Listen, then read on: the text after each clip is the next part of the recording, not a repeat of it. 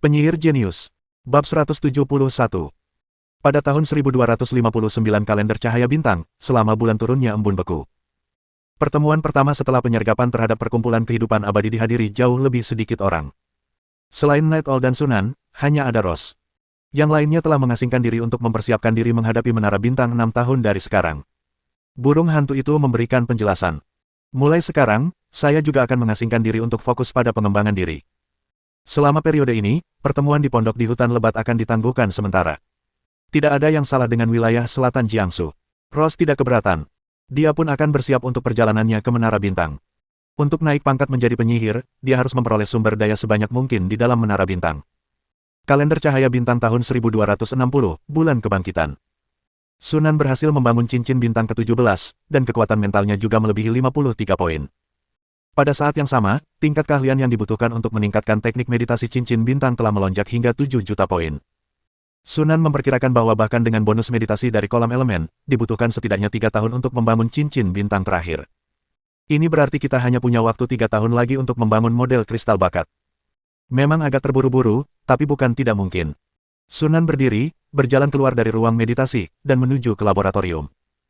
Setelah hampir setengah tahun melakukan penelitian tentang pembuatan model kristal bakat berdasarkan inti rune magis telah mengalami kemajuan besar dan lebih dari cukup untuk diselesaikan sebelum cincin bintang dan kekuatan mental memenuhi standar promosi. Lagi pula, ini hanya model kristal bakat tingkat rendah, jadi tingkat kesulitannya tidak tinggi. Perlu disebutkan bahwa pasukan golem kecil ketiga juga telah dibentuk. Pasukan tempur kelas atasnya seluruhnya terdiri dari golem besi elit, laba-laba pedang kembar elit, dan golem adamantite. Jika dilihat dari kekuatan tempur tingkat tinggi saja, legiun golem ini sebenarnya sedikit lebih kuat daripada 2 legiun golem lainnya. Sunan berencana meninggalkan legiun golem ini untuk memperluas wilayah aliansi bintang, dan menarik salah satu dari 2 legiun golem lainnya untuk mendukung kerajaan bintang. Setelah menerima pernyataan niat kerjasama dari Kadipaten Jinghua dari Sunan, Qi memulai negosiasi rahasia dengan Kadipaten Jinghua, dan koalisi melawan Kekaisaran Changjin diam-diam mulai terbentuk. Perang meletus lebih cepat dari yang diperkirakan Uni Soviet. Pada tahun 1260 kalender cahaya bintang, selama bulan Fajar musim semi. Begitu salju mencair, 9 negara, termasuk Kadipaten Bintang dan Kadipaten Bunga Duri, secara bersamaan menyatakan perang terhadap Kekaisaran Emas Biru. Kekaisaran Changjin, yang awalnya bersiap untuk segera memulai perang, menjadi lengah. Kekaisaran Azure Gold telah memperkirakan bahwa Kerajaan Langit Berbintang akan melancarkan serangan pendahuluan dan bahkan telah melakukan persiapan untuk itu, tetapi mereka tidak menyangka bahwa 8 negara lain juga akan mengirim pasukan pada saat yang bersamaan. Untuk sementara waktu, Kekaisaran Changjin dikepung dari segala sisi. Perang skala besar yang melibatkan 10 negara pun pecah. Sunan tidak memperhatikan perang di permukaan. Dia hanya meminta istana mengiriminya laporan perang setiap bulan dan kemudian berhenti memperhatikannya, terus mengabdikan dirinya pada kultivasi dan penelitian. Sesekali, dia akan meluangkan waktu untuk memeriksa kemajuan eksplorasi dan pembangunan Longlin. Setelah lebih dari 2 tahun masa pemulihan, Longlin kini telah pulih sepenuhnya. Zona 2 telah dikembalikan ke keadaan semula.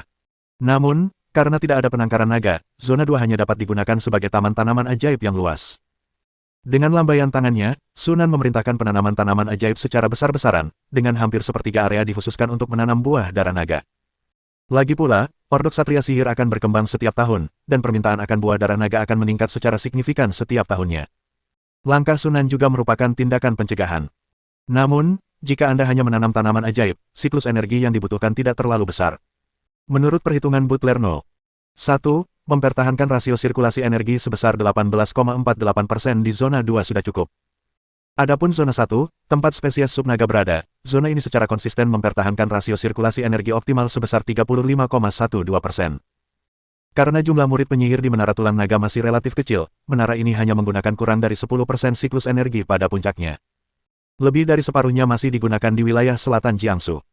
Secara umum, energi Longlin sebagian besar berada dalam keadaan berlimpah, sehingga tidak perlu khawatir akan kekurangan energi untuk waktu yang lama ke depan. Di sisi lain, kelompok pertama antelop yang dibesarkan di ruang penangkaran besar telah melewati tahap remaja dan telah dipindahkan ke peternakan antelop. Diperkirakan bahwa dalam 4 hingga 5 tahun ke depan, kelompok pertama antelop naga yang telah sepenuhnya berkembang akan dapat digunakan untuk membentuk kavaleri antelop naga. Pada saat itu, kekuatan tempur para ksatria sihir akan meningkat lebih jauh. Longlin pada dasarnya kini telah memasuki jalur pembangunan yang stabil dan tidak lagi membutuhkan banyak perhatian dari wilayah selatan Jiangsu. Waktu berlalu bagai anak panah, dan hari-hari berlalu bagai pesawat ulang-alik. 4 tahun telah berlalu dalam sekejap mata. Tahun kalender cahaya bintang 1265, bulan guntur. Dunia bawah tanah terletak lebih dari 50 km di utara kota Nolan. Lorong bawah tanah yang gelap itu sunyi senyap, hanya terdengar samar-samar langkah kaki yang bergema di latar belakang. Sherman dengan hati-hati mengamati sekelilingnya, memastikan semua rekan timnya berada di posisi masing-masing. Dia menghela napas lega dan menarik jubah sihirnya lebih erat ke tubuhnya. Di sini, setidaknya 10 km di bawah permukaan, udaranya dingin dan lembab, dengan hawa dingin yang menusuk. Meskipun Sherman telah tinggal di dunia bawah tanah selama 6 atau 7 tahun, dia masih merasa agak asing. Untungnya, jubah ajaib yang dikenakannya memiliki efek menahan kelembapan dan membuatnya tetap hangat, yang hampir merupakan perlengkapan standar bagi semua murid penyihir dan ksatria sihir yang bergabung dalam misi eksplorasi. Corey dan Atil tertinggal beberapa langkah di belakang Sherman, keduanya dengan waspada mengawasi lingkungan sekitar mereka. Sejak dipromosikan menjadi murid penyihir tingkat 2, Atil kembali ke rutinitas lamanya yaitu berakting bersama Sherman dan Corey. Pada dasarnya mereka bertiga bertindak dan bertarung bersama, dan selama bertahun-tahun mereka secara bertahap menjadi semakin selaras, memberikan banyak kontribusi. Rekam jejak trio yang mengesankan ini juga berdampak signifikan pada generasi selanjutnya, dengan semakin banyak murid penyihir tingkat 2 yang memilih untuk membentuk trio. Selain 3 murid penyihir Sherman, seluruh kelompok itu juga termasuk 2 regu ksatria rune, sehingga totalnya menjadi 20 ksatria rune. Semua orang tetap diam sepanjang perjalanan, menghindari komunikasi yang tidak perlu agar tidak mengganggu kewaspadaan lingkungan sekitar. Lebih dari 10 menit kemudian, tim tersebut tiba di area terbuka yang luas. Sherman memberi isyarat, dan semua orang segera bubar. Setelah memeriksa sekeliling dan memastikan semuanya baik-baik saja, mereka menemukan tempat dengan pemandangan bagus dan duduk. Selain para ksatria bermotif sihir yang sedang bertugas, yang lainnya mengeluarkan makanan dan air untuk mencoba beristirahat dan mengisi perut mereka. Sherman mengunyah ransum keringnya, perisai menara yang tak terlihat masih melayang di belakangnya. Pengalaman bertahun-tahun dalam penjelajahan dan pertempuran di dunia bawah tanah telah lama mengubahnya menjadi seorang petualang yang berpengalaman. Dia selalu ingat bahwa ada banyak monster di dunia bawah tanah yang bisa menembus dinding batu, jadi dia tidak pernah memilih untuk beristirahat di dekat dinding batu. Kedua, pertempuran monster dapat terjadi kapan saja di dunia bawah tanah, jadi Anda tidak boleh lengah sedikit pun. Setidaknya satu dari benda-benda magis atau benda-benda magis pelindung harus aktif. Kudengar pangkalan itu akan membentuk pasukan kavaleri sub-naga tahun ini. Selama istirahat, tidak perlu terlalu waspada, dan Atil rileks serta mulai berbicara. Sherman mengangguk, mereka adalah ksatria antelop naga. Aku telah melihat peternakan antelop naga dari jauh. Ada banyak antelop naga di sana, dan semuanya sangat kuat. Dia berhenti sejenak, menatap Corey, dan bertanya, Corey, kamu mendapatkan hewan peliharaan antelop naga itu dari laboratorium penangkaran, kan? Seperti biasa, Corey adalah pria yang tidak banyak bicara, dan hanya mengangguk setelah mendengar hal ini. Ketiganya kini masing-masing memiliki hewan peliharaan ajaib mereka sendiri. Corey adalah antelop naga. Milik Sherman adalah naga badai. Atil, di sisi lain, adalah seekor pterodaktil. Tanpa terkecuali, semuanya adalah spesies naga muda yang terinfeksi. Setelah lebih dari 4 tahun dipelihara, hewan peliharaan ajaib ketiganya kini telah tumbuh hingga mencapai tingkat legendaris. Tentu saja, itu masih jauh lebih rendah kualitasnya dibandingkan hewan peliharaan ajaib milik guru. Saya dengar Hidden Dragon kini telah mencapai level legendaris cincin keempat, dan konsentrasi garis keturunannya sangat dekat dengan ras naga. Berdiri di hadapan Yinlong, bahkan mereka bertiga merasakan rasa cemas dan sesak napas. Itu adalah tekanan dahsyat yang sangat mendekati kekuatan seekor naga. Dapat diprediksi bahwa naga tersembunyi akan berevolusi menjadi ras naga cepat atau lambat. Mimpi Sherman adalah suatu hari nanti bisa meningkatkan level naga badainya hingga setara dengan naga tersembunyi. Kudengar Pangeran Ebet akan mengikuti tes kualifikasi tahun ini. Atil mengangkat topik lain. Nah, Pangeran Ebet sudah berusia 12 tahun, memenuhi persyaratan minimum untuk mengikuti tes kualifikasi. Sherman berpikir sejenak, aku ingin tahu apakah dia bisa lulus tes itu. Pangeran Ebet adalah anggota keluarga kerajaan, jadi peluangnya untuk lulus ujian seharusnya cukup tinggi, kata Atil. Itu belum tentu benar. Para anggota keluarga kerajaan memang luar biasa dalam bakat kesatria. Kemampuan sihir mereka tidak jauh berbeda dari yang lain. Justru kemungkinan besar mereka tidak akan lulus tes bakat. Atil memikirkannya dan menyadari bahwa Dukeki hanyalah seorang ksatria legendaris, bukan seorang murid penyihir, jadi keturunannya tidak memiliki banyak keunggulan genetik dalam hal ini. Namun, jika guru tersebut memiliki keturunan, ada kemungkinan besar mereka memiliki potensi sebagai penyihir. Ngomong-ngomong, guru itu akhir-akhir ini semakin jarang muncul. Aku dengar dari Carolina bahwa guru itu sering tinggal di ruang meditasi selama 1 atau 2 bulan berturut-turut. Apakah menurutmu guru itu mungkin akan menjadi seorang penyihir? Setelah mendengar perkataan Atil, ekspresi Sherman dan Corey berubah secara bersamaan. Sejujurnya, mereka memiliki pemikiran yang serupa. Meskipun demikian, seiring mereka secara bertahap berinteraksi dengan dunia yang lebih luas, mereka menyadari bahwa kini hampir mustahil bagi seorang penyihir sejati untuk lahir di benua berbintang. Namun, guru berbeda. Meskipun mereka belum pernah bertemu dengan murid penyihir tingkat 3 lainnya, mereka tahu bahwa murid penyihir tingkat 3 seperti guru mereka, yang mengendalikan sumber daya yang sangat besar, adalah unik di seluruh benua Starlight. Jika kita bertanya siapa di benua berbintang yang memiliki peluang terbaik untuk menjadi penyihir, maka tanpa ragu jawabannya adalah guru. Mungkin. Wajah Sherman berseri-seri gembira. Jika guru mereka berhasil menjadi penyihir sejati, itu pasti akan menjadi dorongan besar bagi para muridnya. Setidaknya hal itu memberi mereka secercah harapan. Benua Starlight pada akhirnya akan mampu menghasilkan seorang penyihir formal. Aku sudah menyerah untuk menjadi penyihir. Atil menghela napas.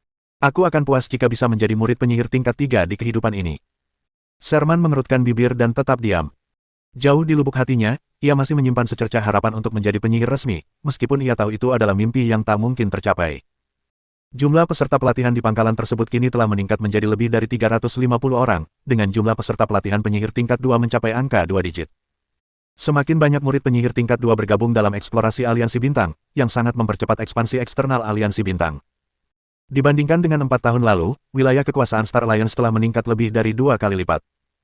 4 tahun lalu, Covenant hanya memiliki 4 negara kota, Dark Lake, Matu, Orsen, dan Giant ICT, dengan paling banyak satu lagi, Kasam, yang telah diubah menjadi perkebunan sihir. Namun kini aliansi bintang telah berkembang menjadi raksasa dengan 15 negara kota dan ratusan titik sumber daya. Namun, seiring dengan perluasan wilayah Covenant, perlawanan yang dihadapi dalam perluasan tersebut juga meningkat secara drastis. Semakin banyak negara kota yang menyadari ancaman yang ditimbulkan oleh Covenant dan bersatu untuk melawan ekspansinya. Mereka memimpin tim keluar kali ini karena para pengintai berwajah singa menemukan jejak elf gelap di dekatnya, dan dalam prosesnya, mereka kehilangan beberapa pengintai berwajah singa. Kami sudah berputar-putar beberapa kali dan belum menemukannya. Mungkinkah mereka melakukan kesalahan? Atil langsung membahas inti permasalahan. Sherman menggelengkan kepalanya dan berkata, kurasa tidak. Para pengintai berwajah singa sangat pandai menyembunyikan jejak mereka. Tidak banyak makhluk di sekitar kota Nolan yang dapat mendeteksi pergerakan mereka. Terlebih lagi, mayat pria berwajah singa yang mati itu juga memiliki luka tusukan belati dan jejak erosi kekuatan bayangan. Ini tampaknya memang pekerjaan para elf gelap. Jadi, apa yang akan kita lakukan selanjutnya? Teruslah mencari. Meskipun elf gelap juga terampil dalam menyelinap, aku tidak percaya mereka bisa bersembunyi selamanya. Kita akan menemukan mereka cepat atau lambat. Kota laba-laba berjarak 7 atau 800 km dari sini. Aku penasaran apa yang dilakukan para elf gelap itu di sini. Mungkin mereka merasa tidak nyaman dengan perluasan perjanjian tersebut. Atil memikirkannya dan setuju. Hanya dalam 4 atau 5 tahun, wilayah aliansi bintang telah meluas sejauh 5 atau 600 km. Jika dia adalah matriark keluarga peri kegelapan, dia juga akan merasa gelisah. Tepat saat itu, teriakan rendah terdengar dari depan, berasal dari ksatria penjaga yang mengenakan pola sihir. Ada yang salah. Bahkan, tanpa perlu diingatkan pun, Sherman dan 2 orang lainnya sudah langsung menyadarinya. Ketiganya segera berdiri, mengaktifkan benda-benda magis atau melafalkan mantra. Para ksatria rune lainnya bereaksi dengan segera, mengaktifkan konstruksi rune mereka, mengangkat senjata mereka, dan melihat ke depan dengan waspada. Keheningan total menyelimuti tempat itu. Setelah sekitar 6 atau 7 detik, terdengar langkah kaki berat dan jelas dari depan, seolah-olah ada monster besar yang merayap bergerak ke arah ini. Benda itu tidak cepat, tetapi bobotnya jelas sangat mencengangkan. Bebatuan dan tanah di sekitarnya tampak sedikit berguncang. Para ksatria dengan rune secara naluriah menggenggam gagang pedang mereka, ekspresi mereka berubah menjadi serius. Sherman, Cory, dan Artil tetap tenang, tidak menunjukkan tanda-tanda emosi, tetapi permata rune itu telah jatuh dengan tenang ke telapak tangan mereka. Tak lama kemudian, sebuah bentuk bulat dan gelap muncul di bidang pandang. Makhluk itu tampak seperti belatung hitam raksasa, panjangnya sekitar 3 meter dari kepala hingga ekor, dengan 6 cakar pendek dan tebal, kepala segitiga runcing, tabung tipis yang menonjol di mulut, dan tanpa mata. Itulah monster buta suara gelap. Sherman langsung mengenali monster itu. Kompendium makhluk dunia bawah tanah yang didistribusikan oleh pangkalan tersebut menyebutkan monster buta suara gelap. Monster-monster ini tidak memiliki penglihatan, tetapi mereka memiliki telinga yang tajam dan berkembang dengan baik. Mulut mereka yang berbentuk tabung dapat menghasilkan resonansi yang terkontrol dengan tepat, dan gelombang suara yang mereka pancarkan cukup kuat untuk menghancurkan dinding batu. Izinkan saya membahas kekuatan tempur para murid penyihir tingkat 3. Seperti yang telah disebutkan di bab-bab sebelumnya, kekuatan tempur para murid penyihir tingkat 3 sangat bervariasi. Tergantung pada kekuatan mental, perlengkapan, dan kemampuan garis keturunan mereka, kekuatan tempur mereka berkisar dari legendaris cincin pertama hingga legendaris cincin keempat. Selain itu, ksatria legendaris hanya memiliki cincin pertama hingga cincin keempat, bukan cincin kelima. Tingkat yang lebih tinggi dari itu bukan lagi ksatria dalam pengertian biasa. Bab 172. Hati-hati, monster buta suara gelap memiliki kekuatan tempur yang hampir legendaris. Waspadai serangan soniknya. Sherman mengingatkannya, tanpa merendahkan suaranya. Pendengaran monster buta suara gelap cukup tajam untuk mendeteksi suara dari jarak 100 meter. Monster ini mungkin tertarik oleh celoteh mereka sebelumnya dan telah merasakan kehadiran mereka. Bersembunyi tidak ada gunanya. Seperti yang diperkirakan, monster buta suara gelap itu kemudian mengangkat kepalanya, mulutnya yang berbentuk tabung sedikit bergetar, memancarkan gelombang suara yang cukup kuat untuk menembus emas dan menghancurkan batu, yang diarahkan langsung ke Sherman dan dua orang lainnya. Kedua ksatria bermotif sihir itu segera bergegas maju, memegang perisai mereka di depan Sherman dan dua lainnya, menghadap langsung ke gelombang suara yang dipancarkan oleh monster tersebut. Setelah getaran yang sunyi, perisai besi itu dengan cepat kembali tenang. Lagi pula, ini adalah peralatan yang dirasuki setan. Jika itu adalah perisai logam biasa, pasti akan hancur berkeping-keping di bawah serangan ini. Kedua ksatria bermotif magis itu memberi mereka waktu, memungkinkan Sherman dan dua lainnya untuk menyelesaikan mantra mereka. Sinar pelemah Sherman dan sinar pembeku Atil menghantam monster buta suara gelap hampir bersamaan. Monster itu tampak melemah, dan lapisan embun beku muncul di tubuhnya.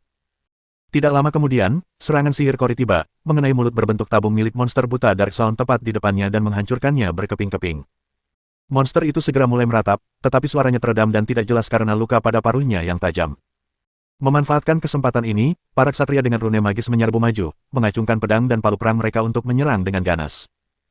Dikelilingi dan diserang oleh lebih dari selusin ksatria berpola sihir dengan kekuatan seorang ksatria agung, monster buta suara gelap meronta-ronta dalam kepanikan, tetapi dengan cepat dihancurkan hingga mati. Setelah yakin bahwa monster buta suara gelap itu benar-benar mati, Sherman dengan tenang menurunkan tangannya. Pertempuran serupa telah terjadi berkali-kali di masa lalu. Dia dan para sahabatnya bahkan telah membunuh monster-monster legendaris bersama-sama. Sebagai perbandingan, Dark Sound Blind Monster yang hampir melegenda itu bukanlah sesuatu yang istimewa. Tepat ketika semua orang lengah setelah membunuh monster buta suara gelap, tiga sosok hitam tiba-tiba muncul dari kegelapan, melesat di belakang Sherman dan dua orang lainnya seperti hantu, belati mereka, berkilauan dengan cahaya biru seperti hantu, diarahkan tepat ke punggung ketiga pria itu. Perubahan peristiwa yang tiba-tiba itu membuat semua orang lengah. Saat para ksatria bercorak iblis di sekitarnya bereaksi, sudah terlambat untuk menghentikan ketiga sosok gelap itu. Mereka hanya bisa menyaksikan tanpa daya ketika belati itu menembus Sherman dan dua orang lainnya, seketika merobek perisai tak terlihat dan lapisan pelindung partikel energi. Kemudian, belati itu dicegat oleh medan gaya tak terlihat. Ketiga penyerang itu sedikit terkejut, tetapi segera menjauh setelah menyadari apa yang sedang terjadi. Sayangnya, sudah terlambat. Sherman dan kedua rekannya telah melancarkan serangan balasan. Tiga pancaran cahaya yang menyilaukan menerobos kegelapan dalam sekejap, berubah menjadi kobaran api berbentuk kipas yang melahap para penyerang. Tangan terbakar. Ketiga penyerang itu mengerang bersamaan, sosok mereka menerobos kobaran api saat mereka terhuyung mundur. Dengan bantuan cahaya api, Sherman dengan cepat mengenali wajah penyerang tersebut. Ketiga wanita itu bertubuh langsing dan cantik, dan tampak berusia awal 20-an, seperti gadis-gadis muda. Namun, saat pandangannya menyapu kulit gelap dan rambut perak panjang yang khas dari ketiga gadis itu, ekspresi Sherman mengeras, dan dia tiba-tiba berkata, "Peri kegelapan. Peri gelap benar-benar ada." Atil mengerutkan kening, merasa agak lega. Untungnya, dia telah mengaktifkan cincin perlindungan, yang memungkinkannya untuk nyaris menghindari serangan mendadak itu. Jika tidak, dia akan terluka parah, bahkan mungkin tewas, akibat serangan itu. Semua orang bilang bahwa elf gelap terlahir sebagai pembunuh. Dulu aku tidak begitu mengerti, tapi sekarang sepertinya itu benar. Jika itu adalah murid penyihir tingkat 2 lainnya tanpa cincin perlindungan, mereka pasti sudah mati akibat serangan mendadak barusan. Sherman dan Kori tampak murung, tidak menyadari bahwa ketiga elf gelap di hadapan mereka juga diam-diam merasa khawatir. Setelah mengumpulkan kekuatan dalam waktu lama, dengan keyakinan bahwa serangan pasti akan berhasil, serangan itu dengan mudah diblokir oleh lawan, dan semua usaha menjadi sia-sia. Awalnya mereka berencana untuk menyergap dan membunuh ketiga murid penyihir itu sebelum mundur dengan tenang, tetapi karena serangan itu gagal, mereka tentu saja tidak berniat untuk melanjutkan pertempuran. Ketiganya saling bertukar pandang dan kemudian mundur dengan tegas, ingin kembali ke dalam bayang-bayang. Setelah akhirnya menemukan target mereka, Sherman dan rekan-rekannya tidak akan membiarkan lawan mereka lolos. Tanpa ragu, mereka mengaktifkan cincin malapetaka di tangan mereka, dan dalam sekejap, 3 cakar malapetaka muncul begitu saja, menembus tubuh ketiga elf gelap itu. Ketiganya menukarkan cincin tersebut dengan cincin malapetaka biasa, bukan versi pamungkasnya. Namun, para elf gelap itu bukanlah murid penyihir tingkat 3 yang kuat. Saat cakar malapetaka menembus tubuh mereka, ketiganya menjerit nyaring dan jatuh ke tanah, tubuh mereka kejang-kejang seolah tersengat listrik, kehilangan kemampuan untuk melawan sama sekali. Para ksatria berpola sihir di sekitarnya memanfaatkan kesempatan itu untuk menyerbu maju dan menundukkan ketiga elf gelap tersebut. Melihat ini, Sherman menghela napas lega, jari-jarinya membelai cincin malapetaka, senyum muncul di bibirnya. Untungnya, cincin malapetaka berhasil menjalankan fungsinya. Jika tidak, jika ketiga elf gelap itu menyelinap ke dalam kegelapan, akan jauh lebih sulit untuk menangkap mereka. Lingkungan gelap dunia bawah secara alami merupakan tempat tinggal para elf gelap. Kemampuan mereka untuk bergerak dalam bayang-bayang sangat menguntungkan di lingkungan ini, membuat mereka muncul dan menghilang secara tak terduga. Jika tidak, reputasi menakutkan para Dark Elf tidak akan menyebar ke seluruh dunia bawah, menanamkan teror pada semua orang yang mendengar tentang mereka. Pasang borgol penekan sihir pada mereka dan bawa mereka kembali ke kota Nolan. Peri gelap. Sunan mendongak dari balik meja, ekspresi terkejut terpancar di matanya. Setelah lama absen, aku keluar dari ruang meditasi dan memanggil Carolina dan Red Widow, hanya untuk mengetahui dari mereka bahwa aku telah menangkap seorang elf gelap. Sunan mau tak mau merasa sedikit terkejut. Kota terdekat dengan Spider City di Star Alliance adalah Nolan City, tetapi jaraknya masih 7 atau 800 km. Secepat apapun Star Alliance berkembang, mereka masih jauh dari mengancam Spider City. Mengapa orang-orang yang gemar bertikai di Spider City itu begitu waspada dan mengirim orang untuk mengumpulkan informasi tentang Star Alliance terlebih dahulu? Sunan mengungkapkan ketidakpercayaannya. Ya, Tuan, jawab Carolina dengan hormat. Kami menginterogasi ketiga elf gelap yang tertangkap, dan kesaksian mereka konsisten. Mereka semua adalah anggota keluarga Pilil, salah satu dari 12 keluarga kota laba-laba, dan mereka datang ke sini khusus untuk memata-matai aliansi bintang. Awalnya mereka berencana untuk kembali ke kota laba-laba, tetapi mereka menemukan tim penjelajah di tengah jalan dan memutuskan untuk menyergap para murid penyihir dalam tim tersebut. Pada saat itu, Carolina tak kuasa menahan rasa iba terhadap ketiga elf gelap yang malang tersebut. Jika kelompok itu dipimpin oleh murid-murid penyihir lain, mereka mungkin akan berhasil, tetapi mereka kebetulan bertemu dengan kelompok Sherman yang terdiri dari 3 orang. Ketiga orang itu adalah murid penyihir terkuat di bawah komando Sunan. Dengan kekuatan yang mengesankan dan perlengkapan yang luar biasa, dia tidak takut bahkan ketika menghadapi seorang ksatria legendaris dari cincin pertama. Tindakan para elf gelap yang menargetkan ketiga orang ini sama saja dengan menghancurkan diri sendiri. Keluarga Pilel. Mata Sunan sedikit berkedip. Dia mengingat petunjuk tentang hutan hitam, salah satu dari 3 tradisi sihir besar, yang kemungkinan besar berada di tangan keluarga elf gelap ini. Aku bahkan belum pergi menemui orang itu, tapi mereka sudah datang mengetuk pintu rumahku. Setelah berpikir sejenak, Sunan berkata dengan suara berat. Beritahu tim eksplorasi tentang Dark Elf, dan suruh mereka lebih waspada saat menjalankan misi. Selain itu, pasukan golem kecil keempat akan tiba di garis depan hari ini. Kalian bisa membahas pengaturan spesifiknya sendiri. Baik, Tuan. Carolina dan si janda merah sama-sama diam-diam merasa senang. Tekanan pada garis depan Covenant semakin meningkat akhir-akhir ini, dan dengan hanya 2 legiun golem kecil yang mendukung mereka, kekuatan mereka semakin menipis. Untungnya, penambahan golem legion akan sangat mengurangi tekanan tersebut. Bagaimana persiapan untuk Ksatria Antelop Naga? Sunan bertanya tentang hal lain. Antelop-antelop di Longling Ranch telah mencapai usia dewasa dan sudah waktunya untuk dilepas liarkan. Terdapat total 200 ekor antelop naga, cukup untuk membentuk tim penunggang antelop naga. Jika semuanya berjalan lancar, peternakan tersebut dapat menghasilkan sejumlah antelop naga setiap tahunnya, sehingga secara bertahap meningkatkan jumlah penunggang antelop naga. Tentu saja, mengingat laju perkembangan ksatria sihir, mustahil untuk melengkapi semuanya dengan nafas naga. Paling banyak, beberapa elit dapat dipilih sebagai prioritas. Semuanya sudah siap, kata janda merah. Individu-individu yang terpilih semuanya adalah elit yang telah dipromosikan menjadi ksatria agung. Sunan mengangguk puas. Seorang ksatria bertatakan sihir tingkat Grand Knight, yang dilengkapi dengan konstruksi bertatakan sihir tingkat 3 dan senjata yang ditingkatkan dengan sihir, memiliki kekuatan tempur yang setara dengan Grand Knight tingkat puncak. Meskipun 200 antelop naga itu belum sepenuhnya dewasa dan belum mencapai tingkat legendaris, mereka tidak jauh dari itu. Ksatria antelop naga, yang terbentuk dari penggabungan keduanya, mampu bertarung bahkan melawan ksatria legendaris dari level sebelumnya. Pasukan seperti itu sudah cukup untuk menjadi kartu truf utama para ksatria sihir. Di medan perang, mereka pasti akan menjadi pasukan yang tangguh yang menanamkan rasa takut di hati musuh. Melihat Sunan melambaikan tangannya, Carolina dan si janda merah dengan taktis mundur dan bergegas ke garis depan setelah meninggalkan ruang belajar. Seiring semakin kuatnya Star Alliance, kedua wanita itu menjadi semakin termotivasi. Meskipun saya sibuk sepanjang hari, saya menikmatinya. Sebelumnya, mereka paling banyak mengelola 1 negara kota dan beberapa tambang, tetapi sekarang mereka mengawasi total 15 negara kota dan ratusan titik sumber daya, membuat keduanya tidak dapat dibandingkan. Di bagian tenggara dunia bawah tanah, keduanya kini menjadi tokoh yang sangat berpengaruh. Di ruang kerja, Sunan termenung dalam-dalam sambil menatap laporan pertempuran di depannya. Laporan pertempuran tersebut berasal dari dunia permukaan. Selama 4 tahun ini, Aliansi Bintang, yang dipimpin oleh Kerajaan Bintang, melancarkan perang sengit melawan Kekaisaran Emas Biru. Pada tahap awal perang, Kekaisaran Changjin mampu bertahan melawan Aliansi Bintang berkat kekuatan yang berakar kuat di dalamnya. Namun, tekanan luar biasa yang ditimbulkan oleh medan pertempuran yang terlalu panjang akhirnya menjadi tak tertahankan bagi Kekaisaran Changjin. Setahun kemudian, Kekaisaran Changjin terpaksa menyerahkan sebagian besar wilayah perbatasan dan memperpendek garis pertempurannya sebagai imbalan atas jeda waktu. Setelah merasakan kesuksesan, moral aliansi bintang melonjak, dan mereka terus memajukan garis pertempuran mereka selama 3 tahun berikutnya. Hingga hari ini, Kekaisaran Changjin telah kehilangan lebih dari setengah wilayahnya. Sebagian besar dari mereka ditelan oleh Kerajaan Bintang, dan wilayahnya meluas hampir 2 kali lipat. Dengan pergeseran keseimbangan kekuatan, Kekaisaran Azure Gold tidak lagi mampu menandingi aliansi bintang. Jelas bagi siapapun yang memiliki mata bahwa Kekaisaran Changjin sudah berada di masa senja, dan kehancurannya hanyalah masalah waktu. Jiangsu bagian selatan tidak terkejut dengan hal ini. Dengan dukungan dari Legiun Golem Aliansi Bintang dan banyak negara sekutu, jika Aliansi Bintang masih tidak dapat mengalahkan Kekaisaran Emas Biru, sebaiknya mereka bubar sesegera mungkin.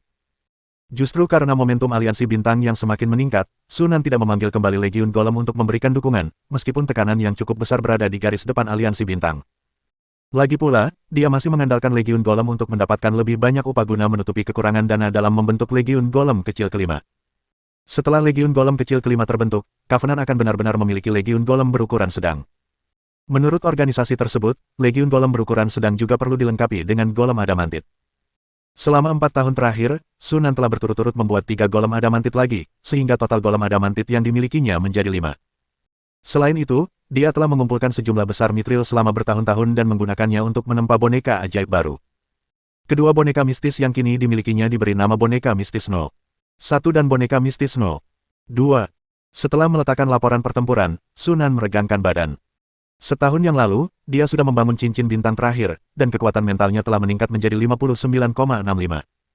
Kemudian, dia menyerap energi ilahi dari lonceng kematian dan monster bersayap, meningkatkan kekuatan mentalnya hingga 60 poin dalam sekejap.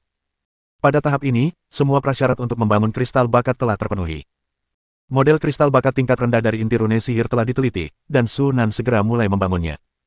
Dengan pengalaman dari kehidupan sebelumnya, ditambah bonus meditasi dari Divine Blood Ember, Transcendental Potion, dan Elemental Pool, pembangunan model berjalan dengan sangat lancar. Hanya dalam waktu sedikit lebih dari 1 tahun, sekitar setengah dari pembangunan model telah selesai.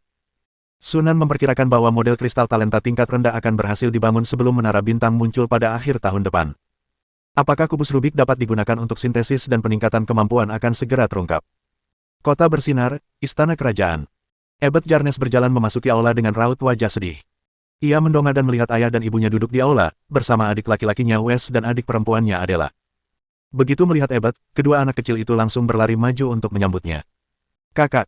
Ketiganya memiliki usia yang berdekatan dan memiliki hubungan yang baik sejak kecil. Ebet memaksakan senyum, mengobrol dengan adik-adiknya selama beberapa menit, lalu menjauh dari kedua anak kecil itu untuk menghampiri orang tuanya. Ayah, Ibu. Ebet menarik napas dalam-dalam, hendak mengumumkan hasil tes kualifikasi hari ini, tetapi diinterupsi oleh ayahnya, Ki. Proses pengujian ini sangat melelahkan secara mental. Kamu sebaiknya istirahat dulu.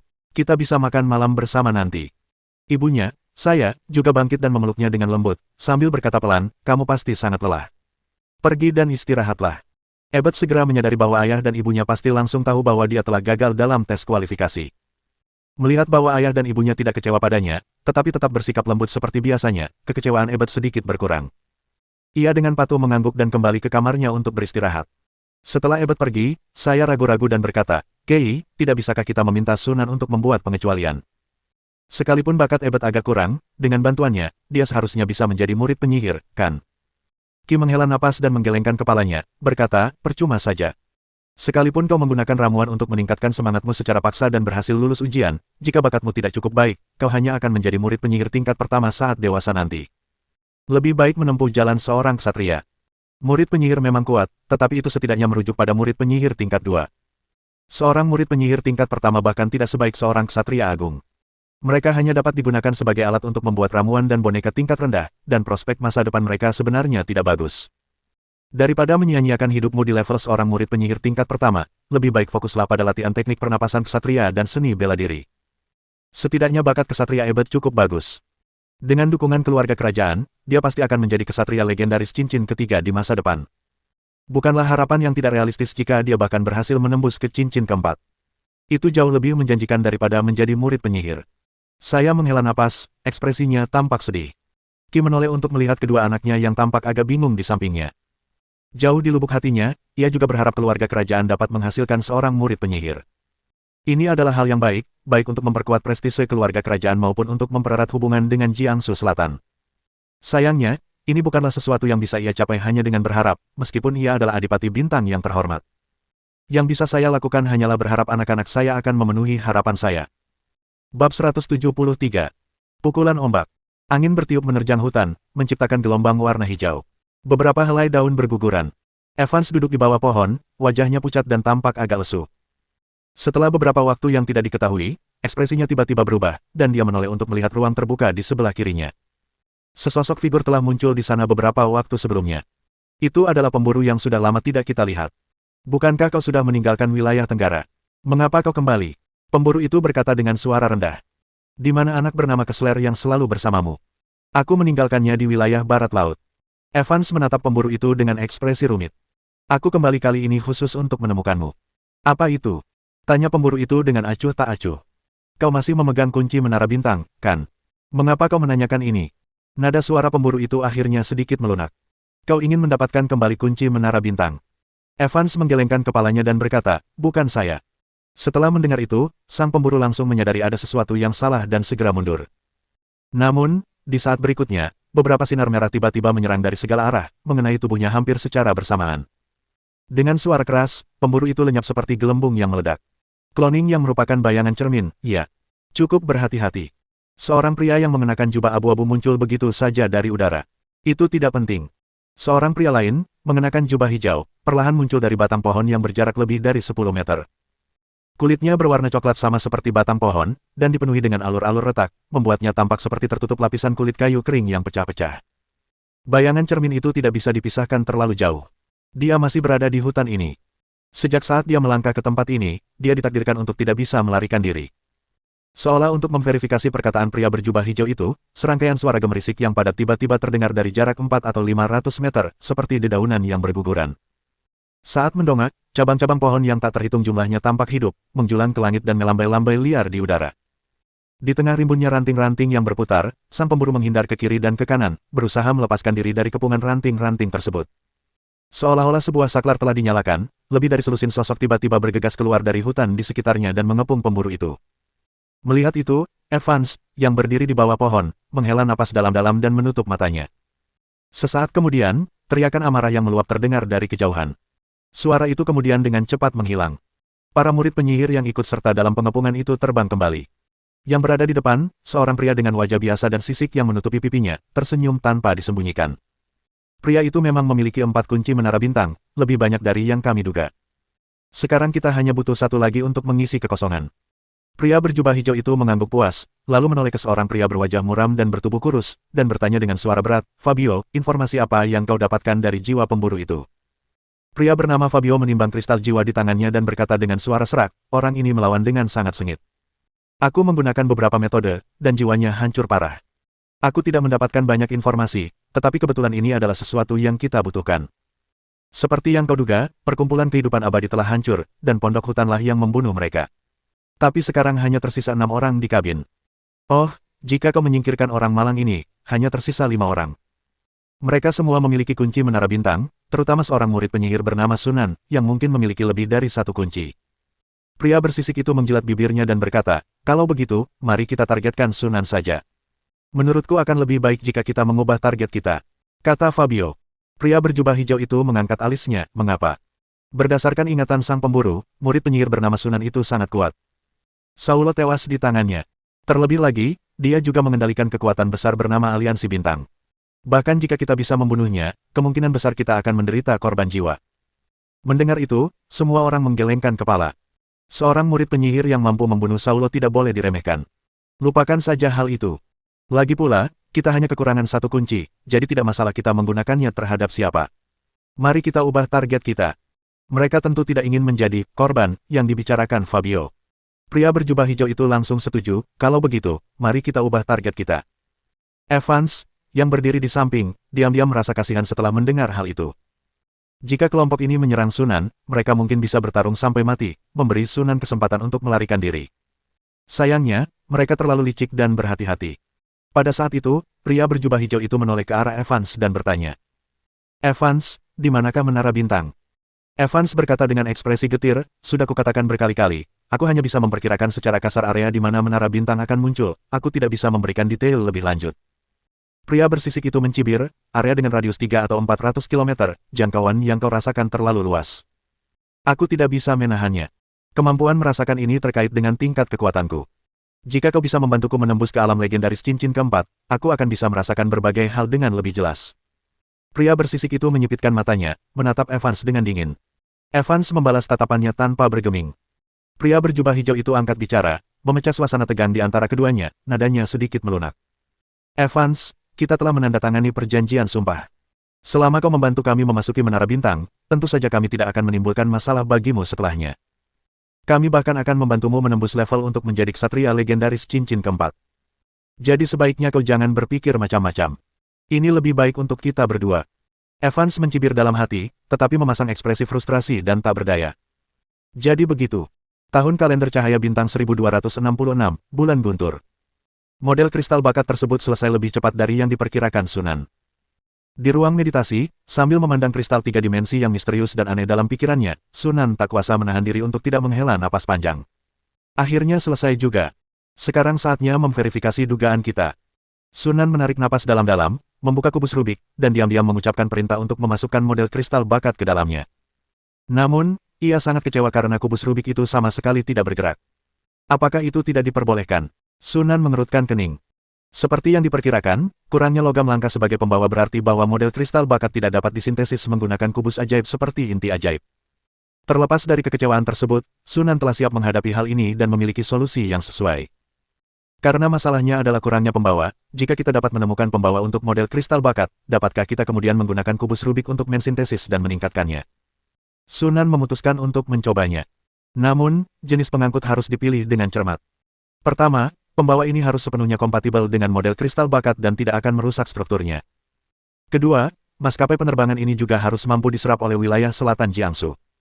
Lagi pula, dia nantinya perlu menyerap kembali pembawa beserta model kristal bakat ke dalam pikirannya, lalu memisahkan pembawa dan memisahkan model kristal bakat itu sepenuhnya lagi. Untuk mencapai hal ini, pembawa idealnya harus diasimilasi oleh kekuatan mental. Hanya dengan cara ini model kristal bakat dapat dipisahkan secara sempurna. Inti dari rune magis adalah model aslinya, yang dapat diadaptasi dengan sempurna ke model kristal bakat, tetapi tidak dapat diserap ke dalam pikiran. Batu permata tidak akan cocok. Ukurannya tidak pas sempurna. Kristal jiwa adalah energi murni, yang sangat cocok dan dapat diserap ke dalam tubuh, tetapi tidak dapat diasimilasi oleh kekuatan spiritual. Setelah berpikir sejenak, Sunan tiba-tiba mendapat ilham. Jika itu energi ilahi, maka mungkin itu masuk akal. Pertama, energi ilahi dapat diserap ke dalam pikiran dan diasimilasi secara sempurna oleh kekuatan mental. Kedua, energi ilahi adalah energi murni, tanpa kotoran atau polusi apapun, dan tidak akan merusak struktur model kristalisasi bakat. Semakin Sunan memikirkannya, semakin masuk akal hal itu tampaknya. Tepat ketika kekuatan mentalnya mencapai batas maksimal 60 poin dan tidak dapat meningkat lagi, dia tidak perlu lagi menyerap energi ilahi. Selama 2 tahun terakhir, dia telah mengumpulkan banyak energi ilahi, yang dapat dia gunakan untuk eksperimen. Setelah memikirkannya matang-matang, Sunan pergi ke laboratorium, mengekstrak 1 unit standar energi ilahi, dan mengkristalkannya. Tak lama kemudian, sebuah kristal berbentuk belah ketupat berwarna emas yang indah muncul di telapak tangannya. Sekarang tibalah bagian yang penting. Sunan berkonsentrasi dan dengan hati-hati memisahkan model kristal bakat dari tubuhnya. Seluruh model tampak seperti kristal perak yang memiliki banyak segi, dengan kesan keindahan simetris yang luar biasa. Jika Anda melihatnya dengan kaca pembesar, Anda akan menemukan bahwa sebenarnya itu terdiri dari rune-rune yang sangat kecil dan tak terhitung jumlahnya. Sunan dengan hati-hati menggabungkan model tersebut dengan kristal energi ilahi, mengamati dengan saksama saat keduanya secara bertahap tumpang tindih hingga menyatu sepenuhnya, dan warna model tersebut berubah menjadi warna seperti tembaga. Setelah memeriksa bagian-bagiannya dengan cermat dan memastikan bahwa penggabungannya sempurna, Sunan tak kuasa menahan senyum. Namun tak lama kemudian, senyum itu lenyap, dan dia dengan cepat menempatkan kristal itu ke dalam kubus Rubik. Seberapapun sempurnanya integrasinya, itu tidak berguna jika tidak bisa masuk ke dalam kubus Rubik. Untungnya, hasilnya tidak mengecewakan Sunan. Kristalisasi tersebut muncul di dalam kubus Rubik. Melihat ini, Sunan akhirnya menghela napas lega dan memperlihatkan senyum bahagia yang tulus. Dengan cara ini, selama dia terus menciptakan model kristal bakat tingkat rendah, dia dapat mensintesis model kristal bakat super yang melampaui tingkat yang lebih tinggi dan belum pernah terjadi sebelumnya. Aku hanya ingin tahu berapa banyak model kristal bakat tingkat rendah yang dibutuhkan. Jika hanya 1 digit, tidak apa-apa. Anda selalu bisa mengumpulkan cukup banyak selama beberapa dekade. Jika jumlahnya mencapai puluhan, mungkin dibutuhkan waktu 200 tahun untuk membangunnya. Namun, Sunan tidak terlalu memikirkannya. Sekitar 6 bulan lagi, Menara Bintang akan muncul. Menara itu mungkin berisi sumber daya untuk mempercepat pembangunan model kristal bakat. Kamu mungkin menemukan sesuatu di sana jika kamu pergi ke sana. Jika semua upaya lain gagal, kita bisa saja mensintesis lebih sedikit model. Setelah menemukan metode untuk mensintesis model kristal bakat, Sunan merasa beban berat terangkat dari pundaknya dan suasana hatinya membaik secara signifikan. Dia baru meninggalkan laboratorium setelah mengkristalkan semua energi ilahi yang tersimpan. Sayang sekali energi ilahi yang tersedia terlalu sedikit, jika tidak, kita bisa mencoba memperbaiki model mantra tersebut. Model mantra juga dibangun dari energi mental dan dapat diintegrasikan ke dalam energi ilahi. Jika terdapat cukup kristal energi ilahi, semua model mantra yang ada dapat disintesis dan diperkuat. Sampai saat ini, jumlah total mantra yang dikuasai oleh Sunan telah melebihi 200. Dengan memandang ke seluruh benua berbintang, dia yakin bahwa tidak ada murid penyihir yang memiliki lebih banyak mantra daripada dirinya. Lagi pula, tidak semua orang memiliki kode curang yang sama seperti dia. Selain itu, selama 5 tahun terakhir, Sunan juga telah menguasai 3 teknik sihir super, penundaan mantra, perpanjangan mantra, dan perluasan mantra. Termasuk 4 teknik sebelumnya, dia telah menguasai ke-7 teknik sihir super tersebut. Bahkan di antara para penyihir formal sekalipun, tidak semua orang bisa melakukan ini. Dapat dikatakan bahwa dalam hal penguasaan teknik sihir super, Sunan sudah bisa mengungguli beberapa penyihir formal. Inti rune magis juga telah ditingkatkan ke level 5. Sunan menyentuh dadanya. Setelah kekuatan mentalnya mencapai 58,65, dia segera mensintesis inti rune sihir tingkat 5. Namun, seperti yang dia duga, kekuatan mental yang dibutuhkan untuk inti rune sihir level 6 melebihi 60 poin. Dia tidak mampu menggabungkan inti rune sihir level 6 sebelum naik ke level penyihir. Namun, pada kenyataannya, setelah menjadi penyihir, dia tidak lagi perlu menyatu dengan inti rune sihir. Jika kristal bakat yang melampaui level sebelumnya berhasil disintesis, kekuatannya akan jauh melebihi inti rune sihir level 6, dan tentu akan menghasilkan efek yang lebih dahsyat. Pada saat itu, inti rune magis secara alami akan menjadi usang. Sembari merenungkan hal ini, Sunan mulai menantikan saat kristal bakat itu selesai dibuat. Sekarang kita hanya perlu menunggu menara bintang dibuka. Waktu berlalu begitu cepat, dan dalam sekejap mata, kita telah memasuki bulan musim gugur Oktober. Sunan mengira bahwa Night Owl akan mengadakan pertemuan lain di pondok hutan 1 atau 2 bulan sebelum menara bintang muncul, tetapi yang mengejutkannya, tidak terjadi apa-apa. Di pertengahan bulan, seorang tamu tak terduga tiba-tiba datang berkunjung. Setelah menerima laporan dari Carolina, Sunan tiba di ruang penerimaan. Begitu memasuki aula, ia melihat Rose duduk di sofa. Mendengar suara itu, Rose mendongak menatapnya. Sudah lama tidak bertemu, Sunan. Sungguh tamu yang langka. Sunan belum bertemu Qiang Wei sejak pertemuan terakhir mereka 5 tahun lalu. Meskipun Kadipaten Tonflower dan Kadipaten Bintang secara lahiriah sedang dalam masa bulan madu, bertempur sengit melawan Kekaisaran Changjin, keduanya belum pernah bertemu. Tanpa diduga, Rose tiba-tiba mengetuk pintu rumahku. Sunan mengamati Qiang Wei dengan saksama dan menemukan bahwa aura jiwanya menjadi jauh lebih terkonsentrasi, menunjukkan bahwa dia pasti telah memperoleh banyak hal selama 5 tahun pengasingannya. Ia tidak menyadari bahwa Rose juga agak terkejut melihat Sunan. Ia samar-samar merasakan bahwa Sunan telah mengalami perubahan yang tak dapat dijelaskan. Hanya dengan berdiri di sana, ia memancarkan aura samar yang seolah berasal dari lubuk jiwanya. Dia tampak semakin sulit dipahami, seperti kolam yang dalam, begitu dalam sehingga tidak ada yang bisa melihat menembusnya. Sebuah pikiran tiba-tiba muncul di benak Rose. Mungkinkah Sunan sudah mulai membangun model kristalisasi bakat? Pikiran ini bahkan mengejutkan dirinya sendiri. Pada saat itu, Sunan tiba-tiba berbicara, menyela lamunannya. Apa yang membawa Anda kemari? Apakah Anda diperbolehkan tinggal di sini untuk sementara waktu? Setelah tersadar, Rose segera menenangkan diri dan mengatakan sesuatu dengan nada bercanda. Sunan tetap tenang, hanya menatapnya dengan saksama. Melihat itu, Rose menahan senyumnya, menghela napas, dan berkata, "Oke, jujur saja, keadaan di luar belakangan ini tidak tenang. Aku ingin tinggal di sini bersamamu untuk sementara waktu, bersembunyi sampai menara bintang muncul, lalu kita bisa berangkat bersama." Bab 174. Tidak damai. Sunan mengangkat alisnya. Apa maksudmu? Dengan bubarnya perkumpulan kehidupan abadi, wilayah Tenggara Daratan Utama menjadi jauh lebih damai dalam beberapa tahun terakhir. Jika kita tidak menghitung perang antara Aliansi Bintang dan Kekaisaran Emas Azure. Rose bertanya dengan serius, apakah Night Owl menghubungimu baru-baru ini? Mata Sunan berkedip, lalu dia menggelengkan kepalanya. Aku juga. Ini sangat tidak biasa. Mengingat gaya Night Owl, dia pasti akan mengadakan pertemuan lain pada waktu ini. Sunan menyetujui pernyataan Qiang Wei, tetapi berkata dengan lantang, mungkin dia sedang sibuk berlatih kultivasi.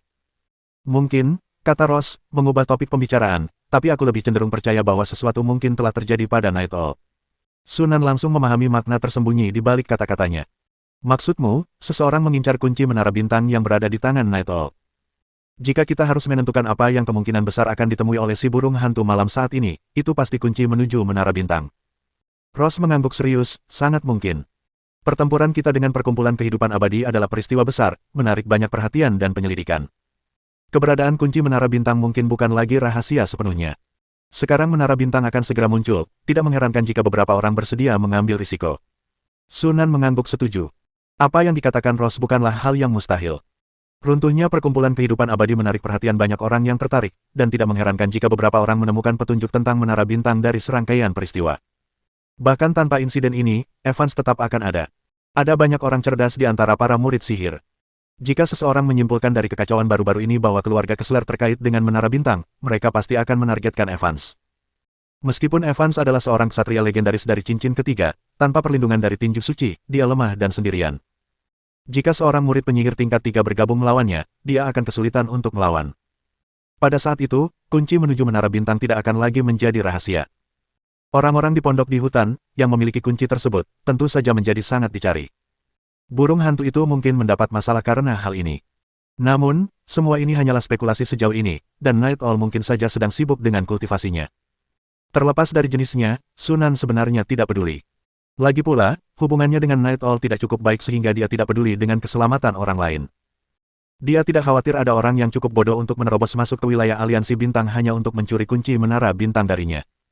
Jika memang demikian, Sunan akan sangat senang, itu akan menjadi piala yang dikirim langsung ke depan pintu rumahnya. Ross menyadari hal ini, itulah sebabnya dia dengan penuh semangat mencari perlindungan kepada Ross.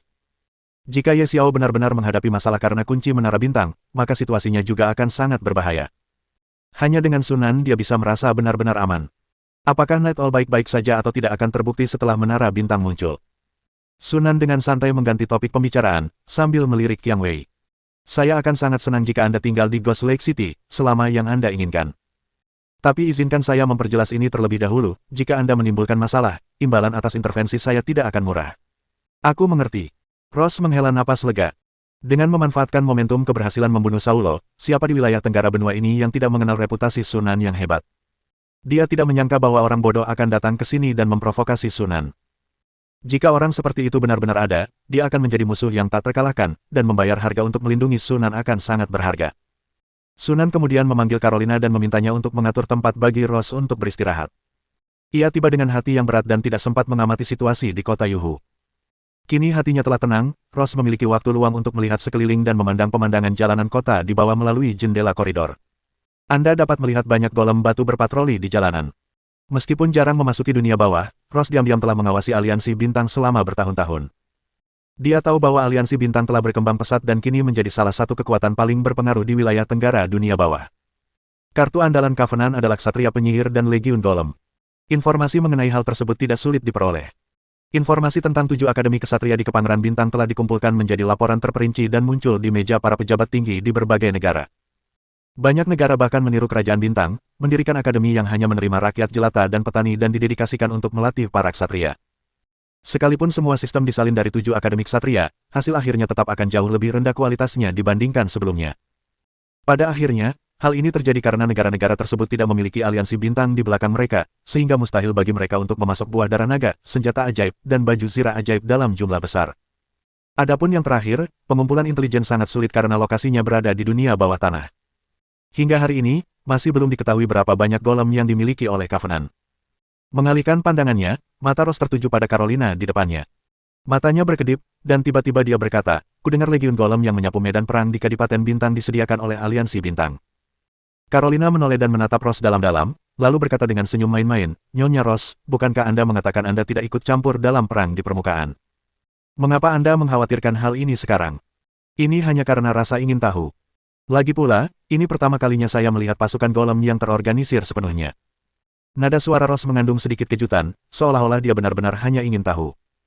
Carolina tersenyum tipis, "Jika kamu penasaran, mengapa kamu tidak bergabung dengan aliansi bintang kami dan mencari tahu sendiri? Bergabunglah dengan Star Covenant." Ross benar-benar terkejut. Dia tidak pernah menyangka Carolina akan memberikan saran seperti itu. "Benar sekali." Carolina tersenyum menawan. "Yang mulia Ross juga harus menyadari kekuatan aliansi bintang kita. Bergabung dengan aliansi bintang bukanlah suatu aib bagi Anda." Harus kuakui, Ross sedikit tergoda saat itu. Dia belum pernah memiliki ide seperti itu sebelumnya, tetapi sekarang setelah Carolina mengemukakannya, dia tiba-tiba menyadari bahwa itu tampak seperti saran yang bagus. Kelimpahan sumber daya yang dikendalikan oleh Star Alliance sudah diakui secara luas. Apa yang dilihat dunia luar hanyalah puncak gunung es, namun itu sudah menakjubkan dan patut diksianmu. Jika dia bisa mendapatkan dukungan dari sumber daya aliansi bintang, itu akan sangat bermanfaat bagi jalan hidupnya sebagai penyihir. Adapun apakah kita akan ditipu oleh Star Alliance, tampaknya tidak perlu khawatir tentang hal itu.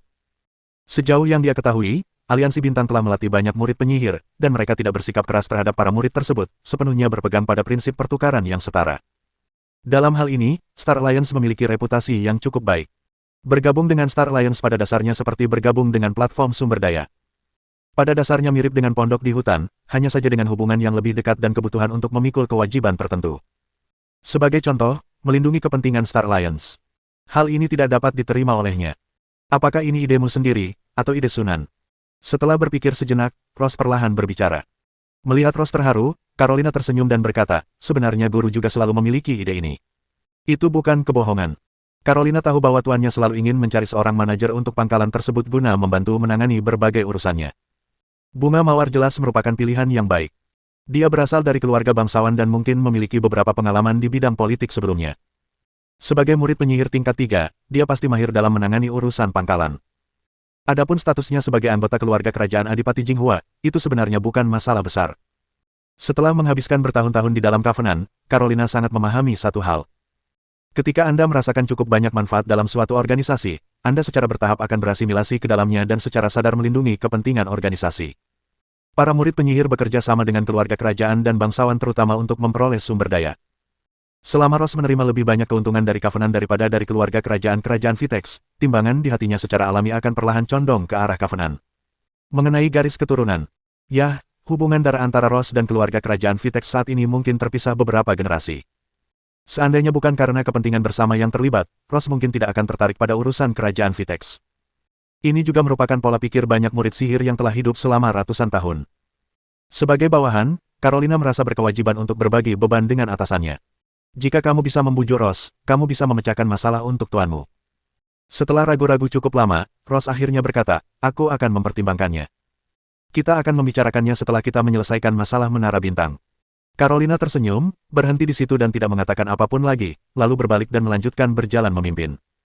Setelah mengatur segala sesuatunya untuk Ross, Carolina berbalik dan pergi untuk melapor kepada Sunan.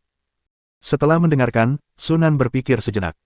Dia memang mempertimbangkan untuk mengajak orang-orang dari Pondok Woods bergabung dengan Star Covenant, tetapi mengingat banyaknya keadaan tak terduga yang mungkin muncul jika dia bertindak, dia akhirnya memutuskan untuk mengesampingkan ide tersebut untuk sementara waktu. Mungkin akan lebih mudah menghindari banyak masalah jika dia menerapkan rencana ini setelah dia menjadi penyihir sejati dan memiliki kekuatan yang luar biasa. Selain itu, Sunan tampaknya juga memiliki ide lain. Pada saat itu, sudah waktunya bagi pangkalan tersebut untuk menjalani reformasi yang lebih mendalam. Mari kita tunda masalah ini untuk sementara waktu. Sunan melambaikan tangannya, berpikir sejenak, lalu berkata. Selain beberapa tempat penting, Ross dapat mengunjungi tempat lain manapun yang dia inginkan. Anda dapat menemaninya secara pribadi. Meskipun saya tidak berencana untuk mengajak Ross bergabung sekarang, tidak ada salahnya membiarkan dia mempelajari lebih lanjut tentang Star Alliance dan memperdalam kesannya terhadap organisasi tersebut. Carolina mengerti dan dengan hormat menyetujui. Selain itu, ekspansi Star Alliance telah ditangguhkan sementara, dan Legiun Golem telah dikerahkan ke hutan naga dalam keadaan siaga. Legiun Golem yang mendukung Kadipaten Bintang juga telah dipanggil kembali dan, setelah sepenuhnya diperkuat, dipindahkan ke hutan naga untuk bersiap siaga. Mengingat ia akan segera memasuki Menara Bintang, Sunan merasa ia harus mulai melakukan beberapa persiapan. Selain hal-hal lain, sangat penting untuk menyimpan 2 pasukan golem di dalam kubus Rubik sebagai tindakan pencegahan. Ini adalah kesempatan bagus bagi Star Alliance untuk beristirahat sejenak dan mencerna dengan saksama hasil beberapa tahun terakhir. Adapun dunia permukaan, aliansi bintang telah memperoleh keunggulan yang kuat dalam perang, dan bahkan jika Legiun Golem ditarik sekarang, itu tidak akan banyak berpengaruh pada pertempuran. Setelah mengatur semuanya, Sunan terus fokus pada pembuatan model kristal bakat.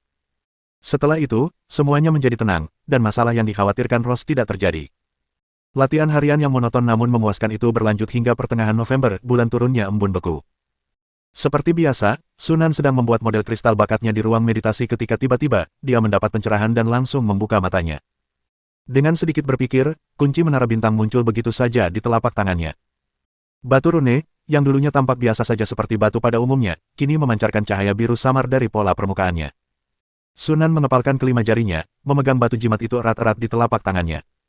Tiba-tiba, pikirannya kosong, dan sebuah gambar samar-samar muncul di benaknya. Dalam gambar tersebut, sebuah menara menjulang tinggi, setinggi 5 atau 600 meter, tampak melayang di langit. Menara ini, dengan warna biru tua sebagai warna utama, tampak sangat megah dan indah di bawah langit biru dan putih. Menara ini menampilkan gaya gotik yang khas, dengan ukiran yang rumit dan indah di atap dan dindingnya. Puncak menara dan lengkungan runcing yang menarik perhatian berdiri tegak dan lurus, dan awan-awan unsur berwarna-warni serta partikel energi berputar dan bergerak di atas puncak menara, membuat seluruh menara tampak seperti melayang dan menjulang ke langit. Gambar itu hanya bertahan beberapa detik sebelum menghilang dari benak Sunan. Dia langsung menyadari bahwa menara dalam gambar itu adalah menara bintang yang legendaris. Akhirnya tiba juga. Sunan menghela napas lega. Sejak mendapatkan petunjuk tentang menara bintang, dia telah menunggu kemunculan warisan dunia sihir ini. Sekarang targetnya akhirnya muncul. Apakah dia mampu membangun model kristalisasi bakat super bergantung pada menara bintang? Setelah bangkit dan meninggalkan ruang meditasi, Sunan langsung kembali ke kota Yuhu. Begitu aku keluar dari puncak pilar batu, aku melihat mawar itu sudah melayang di udara, menungguku. Menara bintang telah muncul. Seru Ross, suaranya dipenuhi kegembiraan yang hampir tak tersian-embunyikan. Sunan mengangguk, hanya berkata, ikuti saya, lalu berbalik untuk pergi. Ross merasa bingung, tetapi dia tetap mengikuti. Keduanya dengan cepat tiba di lokasi lorong spasial di kota Yuhu. Ketika melihat portal spasial yang aneh itu, Ross tak kuasa menahan rasa terkejut dan ragu. Melihat sosok Sunan terus-menerus masuk, dia ragu sejenak, tetapi akhirnya mengikutinya masuk. Setelah sesaat pandangan kabur, hamparan hijau yang luas tiba-tiba terlihat jelas. Melihat hutan yang megah di hadapannya, Ross tak kuasa menahan rasa takjub. Saat melihat menara sisa naga yang kuno dan megah itu, dia takjub dan takjub. Menyembuhkan. Tekanan luar biasa ini pasti berasal dari sisa-sisa naga sungguhan. Di mana ini? Ross tak kuasa menahan diri untuk bertanya. Longlin, Taman Ekologi. Tanpa menoleh, Sunan mengatakan ini dan terbang menuju lorong ruang angkasa lainnya. Ross berdiri di sana, tertegun, wajahnya dipenuhi rasa tidak percaya. Tentu saja dia tahu apa itu Taman Ekologi. Tempat ini dipuji sebagai ruang multidimensi untuk kebun dan peternakan skala besar. Dia hanya tidak menyangka bahwa Sunan sebenarnya mengelola taman ekologi. Selain itu, taman ekologi ini tampaknya berkembang dengan cukup baik, dengan tampilan yang makmur dan sejahtera. Berapa banyak rahasia yang masih disimpan pria ini yang tidak diketahui wanita itu. Melihat sosok Sunan yang menjauh, Ross tak kuasa menahan napas, yang juga membuatnya semakin bersemangat untuk bergabung dengan aliansi bintang. Setelah tersadar, dia segera mengikuti jejak Sunan.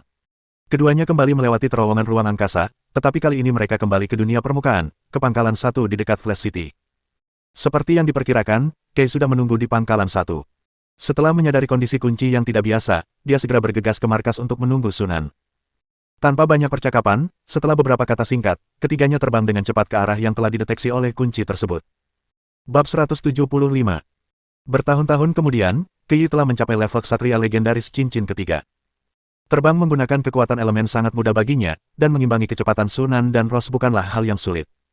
Dilihat dari jaraknya, menara bintang seharusnya terletak di wilayah Tenggara, yang berjarak sekitar 3.000 km dari sini. Sebagai penguasa suatu negara, Kei sudah sangat familiar dengan geografi wilayah Tenggara benua itu, dan dengan sedikit analisis, ia mampu menentukan lokasi menara bintang. Dibutuhkan waktu 5 hari agar menara bintang terwujud sepenuhnya, jadi kita tidak perlu terburu-buru, kata Sunan. Baik Kei maupun Ross mengangguk setuju.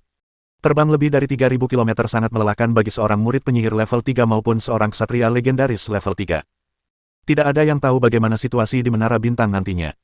Untuk berjaga-jaga, sebaiknya tenang, berjalan perlahan, dan hemat tenaga. Untungnya, menara bintang muncul di wilayah Tenggara. Jika menara itu berada di wilayah barat laut, mereka harus melakukan perjalanan dengan kecepatan yang sangat tinggi selama 5 hari berikutnya. Maka, mereka bertiga terbang dengan santai, sesekali menggunakan kunci untuk mengamati kondisi menara bintang. Pada hari keempat, ketiganya berada kurang dari 100 km dari menara bintang. Sementara itu, mereka bertiga juga bertemu dengan murid-murid penyihir lainnya. Namun, para murid penyihir itu hanya melirik mereka dari kejauhan, dan ketika mereka melihat bahwa jumlah mereka banyak, mereka berbalik dan pergi tanpa ragu-ragu, tanpa menunjukkan niat untuk bertukar kata satu sama lain. Bukan dari pondok di hutan lebat itu. Ross sedikit mengerutkan kening. Sepertinya ada orang lain yang tahu tentang keberadaan menara bintang. Tidak mengherankan, kata Sunan dengan tenang. Kemunculan menara bintang telah menimbulkan kehebohan dan pasti akan menarik banyak perhatian. Dilihat dari gambaran yang muncul di benaknya, menara bintang sangat besar dan menjulang terang di langit, terlihat dari jarak yang sangat jauh. Menara itu pasti akan menarik banyak perhatian, jadi tidak mengherankan jika para murid penyihir mendengar berita itu dan bergegas ke sana. Orang-orang ini tidak memiliki kuncinya, jadi meskipun mereka tiba, mereka tidak akan bisa memasuki menara bintang. Tidak jauh dari menara bintang, mereka bertiga menghentikan langkah santai mereka dan mempercepat langkah. Tak lama kemudian, siluet sebuah menara tinggi mulai terlihat. Saat jarak berangsur-angsur berkurang, seluruh menara secara bertahap terlihat. Ini persis sama dengan pemandangan yang saya lihat sebelumnya. Namun, ketika Anda benar-benar melihatnya dengan mata kepala sendiri, kesan perubahan dan usia yang begitu tua menjadi semakin jelas. Seluruh menara tergantung 100 meter di atas tanah, seperti tombak lurus yang menembus langit. Menara yang megah itu membuat orang merasa kecil dan tidak berarti. Baik Yi maupun Ross menunjukkan ekspresi takjub. Ini adalah pertama kalinya mereka melihat bangunan yang begitu megah dan indah. Sunan, di sisi lain, tetap cukup tenang. Lagi pula, dia telah melihat banyak bangunan yang jauh lebih megah dan mengesankan daripada ini. Menara bintang paling banter hanyalah menara penyihir kecil, dan bahkan lebih kecil lagi. Justru karena dia menonjol di antara film-film pendek di Starry Continent saat ini, dia menjadi sangat menakjubkan. Berhenti 1000 meter dari menara bintang, Sunan hanya perlu sedikit berkonsentrasi untuk merasakan bahwa ada tidak kurang dari 20 aura. Aura-aura ini milik para ksatria legendaris atau murid penyihir tingkat 2, yang sebagian besar tertarik oleh keributan yang disebabkan oleh munculnya menara bintang. Mungkin juga ada murid penyihir tingkat 3 yang hadir. Namun, jika seorang murid penyihir tingkat ini sengaja menyembunyikan kemampuannya, Sunan tidak akan bisa merasakannya untuk sementara waktu. Tanpa bermaksud menyembunyikan jejaknya, Sunan menemukan tempat yang tenang, duduk dengan leluasa, dan menunggu menara bintang terbuka. Seiring berjalannya waktu, semakin banyak orang berkumpul di sekitar menara bintang. Sunan sedang beristirahat dengan mata tertutup ketika tiba-tiba ia merasakan kehadiran seseorang mendekat. Saat membuka matanya, ia melihat wajah yang familiar. Sudah lama tidak bertemu denganmu. Sang pemegang tongkat kerajaan mendekat, tersenyum dan menyapa Sunan dan Ross, lalu mengangguk sedikit kepada Kei. Kei sudah mengetahui dari Sunan tentang sikap tongkat kerajaan terhadap keluarga kerajaan Kekaisaran Changjin, dan tahu bahwa orang di depannya bukanlah musuh, jadi dia membalasnya dengan senyuman ramah. Setelah bertukar beberapa patah kata, tongkat kerajaan itu tanpa basa-basi duduk di sampingnya. Dibandingkan dengan orang-orang yang penuh rahasia di sekitarmu, lebih aman untuk bergaul dengan orang-orang yang kamu kenal. Tidak lama kemudian, wajah familiar lainnya muncul. Itu adalah sang pelancong. Keempatnya duduk bersama dan membicarakan tentang burung hantu malam. Sebenarnya, aku juga merasa ada sesuatu yang tidak beres, kata tongkat kerajaan itu dengan suara berat. Dia adalah salah satu anggota pendiri Jungle Lodge, dan dia termasuk dalam kelompok anggota pertama yang diundang oleh Night Owl. Dia sangat memahami cara kerja Night Owl. Awalnya saya mengira Night Owl akan mengajak semua orang pergi ke Menara Bintang, tapi saya belum mendengar kabar apapun. Dan dia belum muncul, jadi sangat mungkin sesuatu benar-benar terjadi padanya. Sang pelancong menambahkan, dan sang pemburu, dia sepertinya juga tidak ada di sini. Jika para pemburu tiba, secara logis mereka seharusnya datang dan bergabung dengan mereka. Pikiran bahwa Night Owl dan Hunter mungkin sama-sama mengalami kemalangan membuat semua orang mengerutkan kening secara bersamaan. Tepat saat itu, keempatnya tiba-tiba mengubah ekspresi mereka dan menatap ke kejauhan secara bersamaan. Sekelompok orang perlahan muncul dari hutan sekitar 4 atau 500 meter jauhnya. Ada sekitar selusin orang, semuanya mengenakan jubah panjang, tubuh mereka memancarkan fluktuasi partikel energi yang sangat kuat dan tak terselubung. Mereka semua adalah murid penyihir tingkat 3. Terdengar suara riuh rendah dari sekitarnya. Jelas sekali, orang yang bersembunyi di balik bayangan itu tidak menyangka begitu banyak murid penyihir tingkat 3 akan muncul sekaligus. Keempat orang dari Sunan saling bertukar pandang, semuanya menunjukkan keterkejutan. Wajah yang sangat asing, tidak seperti murid penyihir tingkat 3 dari wilayah Tenggara, kata Ross pelan. Dia adalah seorang murid penyihir dari wilayah Barat Laut, kata tongkat kerajaan itu tiba-tiba. Melihat ekspresi terkejut di wajah semua orang, dia menjelaskan dengan suara rendah. Keluarga kerajaan Kekaisaran Changjin telah mengumpulkan informasi intelijen tentang para penyihir di wilayah Barat Laut, dan saya secara khusus telah menelitinya. Semua orang tiba-tiba menyadari. Tidak mengherankan jika Kekaisaran Changjin, sebagai penguasa wilayah Tenggara, secara khusus mengumpulkan informasi intelijen tentang para penyihir dari wilayah Barat Laut. Kekaisaran dominan ini jelas memiliki ambisi di wilayah Barat Laut. Namun kini, kemewahan itu sudah tidak ada lagi. Tongkat kerajaan itu melanjutkan, orang yang memimpin kelompok ini, mengenakan jubah hijau, bernama Megisen. Dia adalah ketua Dewan Kebenaran Barat Laut dan sangat berpengaruh. Reputasinya di Barat Laut tidak kalah dengan Saulo. Dewan Kebenaran. Ross mengerutkan bibir. Sungguh arogan. Sunan terkekeh sendiri. Fakta bahwa apa yang disebut Dewan Kebenaran ini berani menggunakan kebenaran sebagai nama organisasinya menunjukkan bahwa mereka memiliki ambisi besar. Tongkat kerajaan itu mengangkat bahu dan berkata, mereka agak membual, tapi mereka berhak untuk itu. Dewan Kebenaran memiliki total 13 murid penyihir tingkat 3, dan selain Megison, ada cukup banyak individu yang kuat. Sebagai contoh, pria yang kulitnya seperti kulit pohon itu, namanya Milkan. Konon dia telah menjadi setengah elemental kayu. Di lingkungan seperti hutan, hampir tidak ada murid penyihir dengan level yang sama yang mampu melawannya. Elementalisasi kayu. Sunan mengangkat alisnya. Ini adalah jenis yang sangat langka. Dalam hal serangan, kayu lebih rendah daripada api dan petir. Dalam hal pertahanan, ia lebih rendah daripada tanah. Dan dalam hal perubahan, ia lebih rendah daripada air. Namun, di tempat-tempat yang banyak terdapat tumbuhan, seorang penyihir elemen kayu dapat melepaskan 200% kekuatannya. Ini adalah tipe elemental yang sangat bergantung pada lingkungan. Dan yang bersisik di wajahnya itu bernama Maifik. Dia memiliki garis keturunan makhluk alien mirip hiu dan sangat kuat dalam pertempuran. Murid penyihir yang pendek dan kurus itu bernama Fabio. Seperti para mayat hidup, dia ahli dalam ilmu sihir necromancy dan mahir memanipulasi jiwa, tetapi dia jauh lebih kuat daripada para mayat hidup. Jelas bahwa Kekaisaran Changjin telah melakukan pengumpulan informasi yang sangat teliti, karena tongkat kerajaan itu memperkenalkan masing-masing dari sekitar selusin penyihir seolah-olah mereka adalah harta miliknya sendiri. Selain 3 atau 4 orang yang detailnya tidak jelas, nama dan kemampuan umum orang lain dapat dijelaskan secara garis besar. Saat tongkat kerajaan itu menceritakan kisahnya, ekspresi Ross dan sang pengembara perlahan mengeras, dan tatapan mereka ke arah kelompok murid penyihir wilayah barat laut semakin waspada. Organisasi sihir ini tidak kalah kuatnya dengan perkumpulan kehidupan abadi. Orang-orang ini datang ke sini, mungkinkah mereka juga mengincar menara bintang? Ross mengerutkan kening. Namun, jawaban atas pertanyaan ini sudah jelas. Tempat ini berjarak puluhan ribu kilometer dari wilayah barat laut. Seberapa besar pun kehebohan yang disebabkan oleh kemunculan menara bintang, mustahil berita tersebut dapat sampai ke sana secepat itu. Fakta bahwa anggota Dewan Kebenaran muncul di sini begitu cepat pasti berarti mereka telah menerima informasi intelijen sebelumnya dan memasuki wilayah Tenggara jauh sebelumnya. Yang tidak bisa dipahami Ross adalah bagaimana mereka begitu yakin bahwa menara bintang pasti akan muncul di wilayah Tenggara. Ekspresi Sunan sedikit berubah, seolah-olah dia sedang berpikir keras. Tatapannya menyapu kerumunan anggota Dewan Kebenaran, akhirnya tertuju pada sosok yang tubuh dan wajahnya tertutupi oleh jubah dan pinggiran topi. Pada saat itu, para anggota Dewan Kebenaran juga berhenti tidak jauh dari menara bintang. Megisen, yang seolah menyadari tatapan Sunan dan yang lainnya, menoleh dan mengamati mereka, melirik beberapa kali. Kemudian, ia membisikkan beberapa kata kepada orang yang sosoknya tersembunyi, dan ketika ia kembali menatap Sunan dan yang lainnya, matanya dipenuhi rasa ingin tahu. Kemudian, orang yang tadinya menyembunyikan wajahnya itu juga mengangkat pinggiran topinya, memperlihatkan wajah yang agak pucat. Evans. Saat mereka melihat wajah itu dengan jelas, baik sang pelancong maupun Ross terkejut. Mereka tentu tidak akan asing dengan ksatria legendaris ini yang hampir bisa dianggap sebagai dalang di balik pertempuran besar antara Ordo Abadi dan Pondok Hutan. Bagaimana Evans bisa bergabung dengan Dewan Kebenaran? Secercah, aku sudah tahu, terlintas di mata Sunan. Sebelumnya aku sudah mendengar dari para pemburu bahwa Evans telah melarikan diri ke barat laut untuk menghindari masyarakat abadi.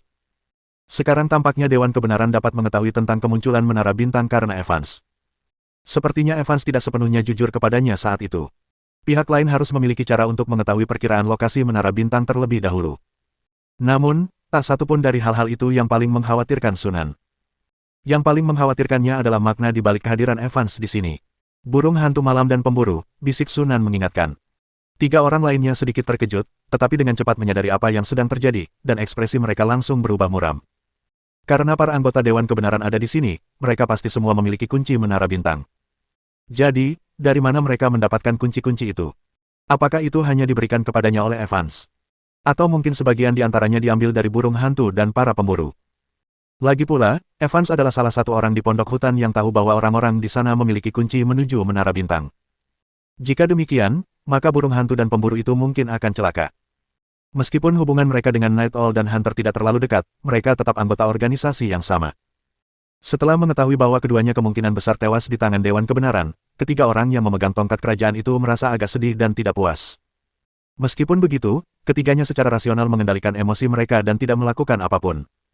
Dengan menara bintang yang akan segera dibuka, sekaranglah saatnya untuk menghemat energi dan tidak bergerak. Jika kita benar-benar ingin menyelesaikan urusan ini nanti, tidak akan terlambat setelah kita keluar dari menara bintang. Pada saat yang sama, para anggota Dewan Kebenaran juga sedang mengamati Sunan dan kelompoknya. Pria itu Sunan, yang membunuh Saulo. Dia tidak terlihat begitu menakutkan.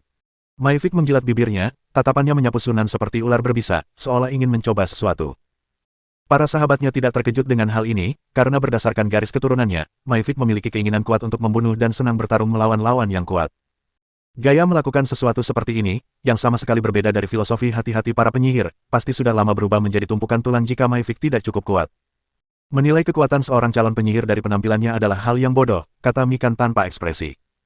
Mengabaikan tatapan marah Maifik, dia menoleh untuk melihat Megison. Yang terhormat ketua, perkumpulan kehidupan abadi telah hancur, Pondok Hutan telah menderita banyak korban, dan jumlah murid penyihir tingkat 3 di wilayah Tenggara telah berkurang drastis. Ini adalah masa kelemahan, dan saya pikir sekarang adalah waktu yang tepat untuk menyerang wilayah Tenggara. Mata Fabio berbinar, dan dia setuju sepenuh hati, itu benar sekali. Mata Megison sedikit berkedip, jelas menunjukkan bahwa dia juga agak tergoda. Para murid penyihir di wilayah Tenggara dan Barat Laut memiliki kekuatan yang serupa dan selalu menyendiri, hidup damai selama bertahun-tahun. Namun, setelah serangkaian kekacauan di wilayah Tenggara, banyak murid penyihir tingkat 3 telah meninggal, dan kekuatan murid penyihir telah sangat melemah. Jika kita melancarkan serangan saat ini, peluang untuk berhasil menghancurkan kekuatan murid penyihir di wilayah Tenggara sangat tinggi. Mungkin kita bisa memanfaatkan kesempatan untuk menguasai wilayah yang luas di bagian Tenggara. Dalam sekejap, Megisen sudah mengambil keputusan. Dia tersenyum tipis dan berkata, tidak perlu terburu-buru. Yang terpenting saat ini adalah Menara Bintang. Kita bisa membicarakannya setelah kita keluar dari Menara Bintang. Semua orang langsung mengerti.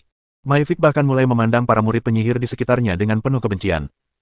Karena adanya Menara Bintang, sejumlah besar murid penyihir berkumpul di daerah ini. Setelah meninggalkan Menara Bintang, kita dapat menyergap beberapa kelompok di sepanjang jalan, yang akan semakin melemahkan kekuatan para murid penyihir di wilayah Tenggara. Waktu berlalu dengan lambat. Semakin banyak orang berkumpul di sekitar Menara Bintang. Orang-orang terkadang mendekati Menara Bintang dengan ragu-ragu. Struktur menjulang tinggi yang tampak begitu nyata di langit sebenarnya tidak ada di dunia ini. Apa yang muncul di hadapan semua orang hanyalah hantu, dan mereka yang menyelidiki hanya bisa pergi dengan kecewa. Pada akhirnya, tidak ada yang melakukan gerakan lebih lanjut. Semua orang menunggu dengan tenang. Saat matahari terbit dan terbenam, pada hari kedua setelah Sunan dan rombongannya tiba, Menara Bintang di langit akhirnya bergerak. Dengan dengungan yang teredam, Menara Bintang perlahan turun dari langit, mendarat dengan keras disertai bunyi gedebuk, menimbulkan kepulan debu. Pada saat yang sama, Sunan merasakan batu jimat di telapak tangannya tiba-tiba menjadi panas. Dia langsung mengerti. Star Tower kini telah dibuka. Bersambung.